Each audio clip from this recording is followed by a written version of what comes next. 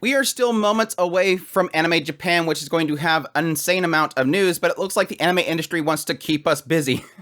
There's so much news coming out of the anime industry right now, and it's not even funny, but we got a ton of new updates from Fuji TV. They have announced a ton of anime projects, as well as a new original from Doga Kobo to celebrate their 50th anniversary. They've been around that long. It's crazy to think about. Yes, Yoko Taro is apparently doing a new anime project. I think he's going to go into the route of Jinarbuchi, and everybody's going to start hating him for putting his name on everything, but we'll see where that goes. We have more Sugar Apple Fairy Tale coming, and I don't know how I feel about that. Solo Leveling has been delayed. Studio Bind Mushoku Tensei is apparently doing an NFT anime ? All that and so much more, so if you're interested in this news, definitely stay tuned. Let's kick things off with the sad news. Yes, Solo Leveling has been delayed. Technically.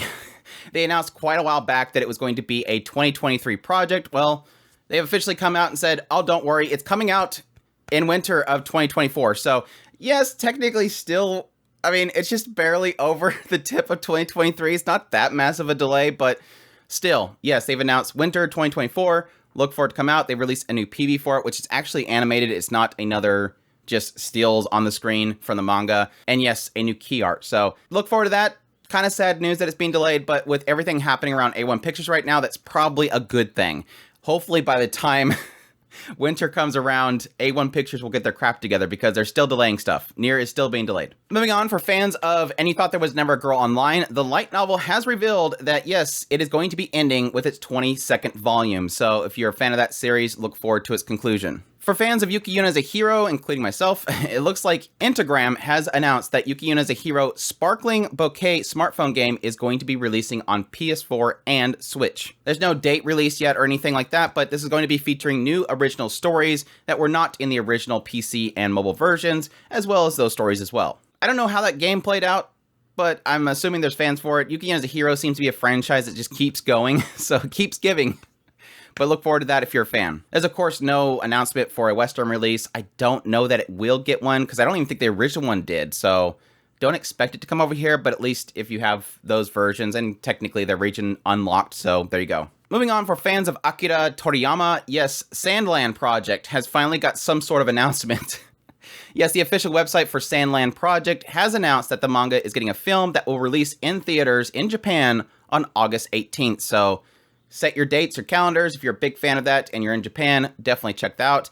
I don't think that it'll take too much time to come to the West just because it is a Toriyama thing, so we'll see how that turns out. They've also released some key arts for different characters, so you can check that out as well. For our next bit of news, the official website for the TV anime Classroom of Heroes has revealed a July premiere, so this will be a summer series. For those that don't know, this is the Academy of Fantasy novel series set in Rosewood Academy, a school that trains future heroes destined to protect mankind. The school accepts only those with the most potential. Arnis Flaming, a girl who boasts the top record in the academy, is assigned to guide a mysterious but cheerful new student named Blade, who rivals her own power. We're going back into magic high schools.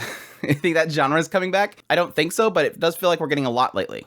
Some sad news, the official website for the anime Fluffy Paradise has announced a delay from 2023 to 2024, so I guess it's joining Solo Leveling in that regard. The literal translation for this one is, I'll try my best so I can pet and pat in another world. Thankfully, the announced reason for delay is various circumstances. We're getting the return of various circumstances. I'm so happy. Just get rid of the C card one. I'm tired of seeing it. It's just various circumstances. We love that one. Just be vague. It's like we've always been asking for them to be specific on what's happening, and then we finally get a specific thing, which is the C card. And now I'm just sick of that because it feels like they're just doing that instead of various circumstances. It's not really that. So whatever. But yeah, this one's, of course, the 27-year-old who ends up in another world from dying from overwork. They got reincarnated into another world with God's blessing, with a special ability, the ability to be loved by all non-human beings. So, yes. They have to do their best to survive and enjoy the world's fluffiness. Lots of fluffy things. Time to jump into the massive amount of news that came out of Fuji TV. Let's get started. First off, we have Given Manga is getting a sequel film, so look forward to that if you're a fan of Given. That's a series that I honestly was enjoying the TV series, and I meant to get back to it because it's a really popular one. Next, from Fuji TV, they said that a new film titled Bloody Escape Jikoko no Kosugeki is going to be opening in theaters in spring of 2024, so it'll be a next year film. Now, the thing that I'm toting about a lot is that this is going to be directed by the same director that did the One Piece film Red, so I think I heard a lot of good news out of that, and it made a lot of money, so I guess it's a good thing.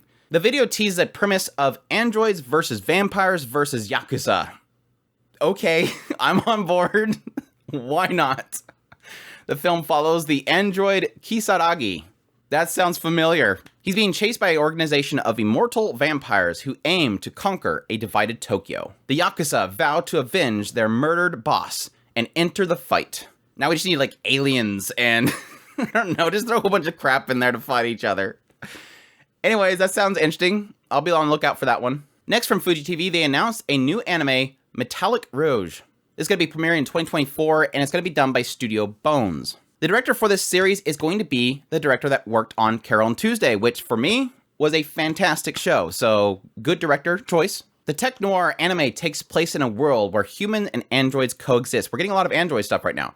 The story follows Rouge, an android girl who's on a mission on Mars with her partner Naomi. The mission is to murder 9 artificial humans who are hostile to the government. But yeah, look forward to that one. Next from Fuji TV, they announced Undead Girl Murder will get a TV anime adaptation. This one's weird because I thought this was getting an anime adaptation a long time ago. Maybe it was like a PV or a short that was given with a manga, because I swear I've seen this before. It's set to premiere in July. They already have a new visual as well as a PV, which has a very interesting thumbnail.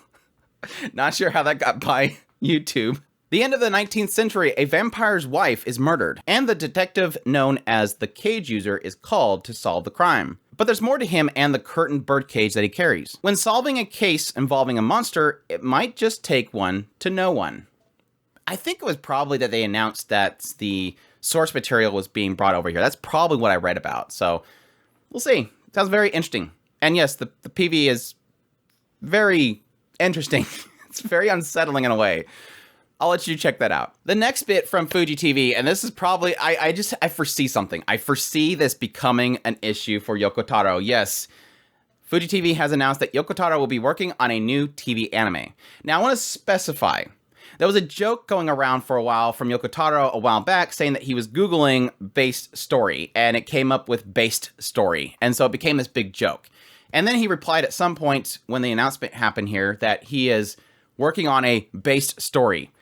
Now, based story is obviously a joke. I don't think he's wanting to say based. I think what he's meaning to say, and it turned into a joke, is the base story for this. So what I'm assuming is happening here, and I think that I've seen a couple articles that have sort of confirmed this, is that this is a story that Yoko Taro has created the base for it. He created the setup for the story. Kind of similar to Jinrobuchi setting up the story for Aldnoah Zero and Bubble and stuff. So I don't think he's actually working fully on this project. I think he just got the setup for it. And then they're going to run with it from that point on. Now, like I said, the joke that I have is the fear that I have for poor Yoko Taro is that he's going to end up being bashed like Jinrobuchi is, which I don't agree with the bashing of Jinrobuchi. He makes stories, he sets them up, and then people take it. It happened with Psycho Pass the first season. He created that story, and they've done other things with it. Doesn't mean that Jinrobuchi's a bad person. But I think there's a lot of dumb stigma against, writers like this that have a creative mind that don't have the investment to create a whole story. So they create the base of it, and then people take it from there. And I think that's what Yoko Taro is doing here. And hopefully it doesn't turn into being some sort of stigma like happening with Jinrobuchi, but we'll see. But the anime is called Kami Irabi, God.app. It will premiere in October, and it has the director behind Night Sidonia. The studio is Undead. And Monica, who of course worked on the Nier Automata series, will be doing the music for it. So yeah, really great music. And director, I really love his work. I did really enjoy Night Sidonia enough that I have it like right here. I bought it, so I know it's weird for people buying a CGI anime. But we'll see how that comes out. Definitely interested in it. I mean, Yoko Taro is super weird, and I absolutely love the Nier Automata anime already. It just has a very creative mind. Now, again, I'm going to set my expectations for the series in the idea that if he's just doing the base story, I'm not going to have a massive amount of expectations for the whole series as a whole, but I think it at least will start out really good. So we'll see if they can kind of carry it from that point on. Moving on, for fans of Kaina of the Great Snow Sea, we've mentioned a while back that this series will have a TV anime and then it's going to end with a movie. Well, Fuji TV has finally announced the sequel film is going to premiere in theaters in October in Japan. So hopefully it won't take too long before Crunchyroll takes it and brings it over here. I don't see Kaina of the Great Snow Sea having a theatrical release in the West. I just don't think it's going to be that popular. It'll probably go direct to streaming. Maybe they'll do some small showings in theaters, but I think it'll go quickly to streaming, and that's a good thing because I don't want to have to wait, because I don't really get many anime in theaters around here. That's, if anybody, for those that don't know. Moving on, we have an update for Rurouni Kenshin from Fuji TV. They have announced that it will premiere on the Noitamina block in July. So it'll be a summer premiere for Rurouni Kenshin. It's finally coming back. A new anime for it. It's been doing live actions for so dang long.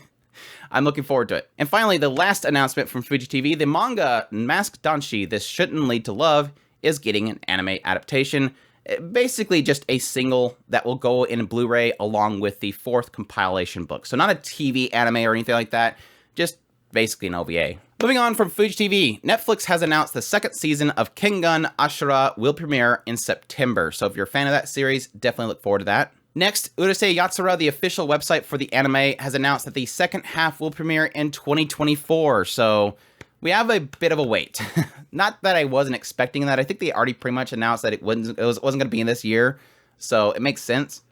But looking forward to that. I've been kind of half disappointed in this series, mainly because it just feels very tame. I mean, Urusei Yatsura is just kind of got a raunchy humor in it here and there, and it feels like all that's been stripped of it. So it's just kind of basic old jokes and none of the flavor that it once had. But we'll see. We'll see. There's been a couple episodes that really got me. Moving on, the official website for Ultraman anime, the CGI anime, has announced that a debut will happen on Netflix on May 11th. So if you're looking forward to the final season, that's when it's going to premiere. They also released a new visual for it. I didn't check out the second season yet. I did enjoy the first season, so I might have to get caught up on it before that comes around, which is not too far from now. Kind of some interesting news for fans of Id Invaded and Sabakui Bisco. I really, really loved Id Invaded. I thought that they had an announcement for a second season, but I haven't been able to find it, so I must have just dreamed it. But yes, an official website was open to announce an anime Special Kid Factor. Again, this will have the director and the writer behind Id Invaded, as well as Sabakui Bisco working on it. It's going to be supervised by Aoki, and the studio will be Naz, which is very hit and miss. The synopsis they released is, I don't know if I should be saying it myself, but I am ordinary. The special I, who looks exactly like me, came to my house. But he is not a fake version of me. Actually, I am the fake one, and he is the one that's real.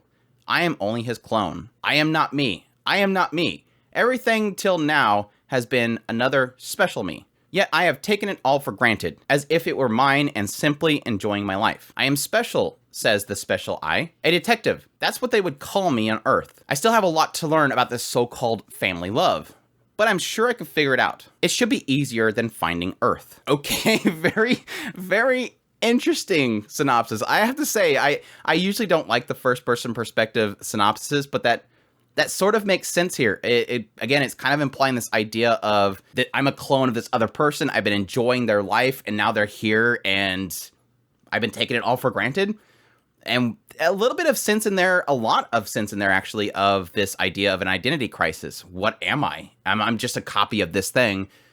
Actually sounds very interesting. So Special Kid Factor, I'm looking forward to that one. Like I said, I really do love this team. It's a lot of really good creative minds that are doing some very different stuff in anime. They're not doing the norms, so I'll definitely be looking out for that one. For our next bit, Kodansha has announced Quality Assurance in Another World manga is getting a TV anime adaptation. This looks like Seven Deadly Sins, and I couldn't find anybody working on it with Seven Deadly Sins, but it's going to premiere in spring of 2024, and the studio that's going to be working on it is Studio Palette. Nicola is just a village girl working at it until the day dragons invade, and she meets Haga, a scholar of everything around him. He's a part of an elite society called Seeker, created to address a series of maladies plaguing their peaceful world. But both Nicola and Haga have a secret they hide, one that will change each other's very existence. We'll see. So far, the synopsis isn't grabbing me. We'll see. The PV didn't really show too much, but again, interesting art style. I honestly really do like Seven Deadly Sins, so it's kind of a nice art style to it. Now, granted, I didn't watch all of Seven Deadly Sins because where it kind of went just turned me off to even continuing, but we'll see. Next, the official website for Paratox Live has announced that an anime adaptation, which will be in October 2023, and they've released a new key visual. So if you're interested in the Paratox Live series, definitely check that out. Kadokawa has announced Villainous Level 99 light novel is getting a TV anime adaptation. This one is, oh my gosh, this name, these names, Yumela Dolkness. Yumela Dolkness is your run-of-the-mill villainess in an Otome game RPG, except for the fact that she is also secretly overpowered hidden boss. But Yumila wasn't always Yumila, you see. In her past life, she was nothing more than an introvert college student and devout gamer. But when she realized that she was reincarnated as this hidden boss, she's determined to steer clear of the protagonist and avoid her demise at their hand. All she wants is a quiet, nice life. Too bad her gamer instincts kick in, Yumila can't ignore awesome stats. A girl's gotta grind. We'll see. Another isekai Otome game. There's just it doesn't seem like we're getting oversaturated. It does seem like we're possibly getting maybe one a season. So it doesn't seem like it's getting overwhelming like isekais typically do, but just like specifically the isekai villainous ones, it seems like I said, like one a season, which isn't too bad. And I've typically always enjoyed them. Moving on, Doga Kobo has announced an original anime project. Jellyfish Can't Swim in the Night. This is set to air in 2024. And this is to celebrate their 50th anniversary, which is super shocking. Like I said, I didn't think this was around that long. I know that Doga Kobo was kind of like a break off from Toei Animation, but I didn't know they were around that long. I guess they've just been doing side projects, in-betweens and stuff like that for other studios. But there you go. I mean, Doga Kobo has kind of been coming down for me. Hopefully that Oshinoko brings him back up in my book, but we'll see. For our next bit, the official website for Tenpuru has revealed a new PV and a July debut. I watched the PV for this. It looks very bog standard, old school, harem, whoa kind of guy. I can't get with these girls. It's like this guy that sees a girl and then becomes like a monk. But then he's a monk in this place full of cute girls that are all losing their stuff all the time. And he goes, blah, blah, blah, blah. So we'll see. It looks very standard. The animation in the PV looked very, very, very rough. So like barely moving kind of rough. But we'll see. We'll see. The official website for Fushigi, Dagashiya, Zenitendo has announced a new series will premiere on April 7th. So if you're a fan of that series, definitely keep an eye out for that one. And yes, the news that I'm not sure about, and I'm not even sure about it now. The staff for Sugar Apple Fairy Tale light novel has announced that the anime is going to get a second season. That's going to start in July. So I don't know. I still have to watch like the last one or two episodes, and it just feels very overly mean, and I'm kind of getting tired of it at this point, but I don't know, maybe it'll turn it around. Maybe it'll have a nice payoff, but we'll see.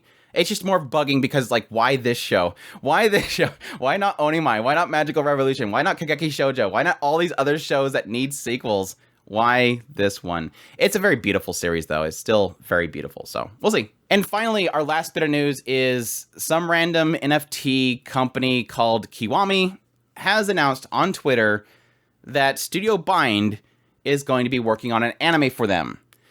Now, calm yourself. Don't get too angry yet. The first thing I want to note is I don't think this is a lie.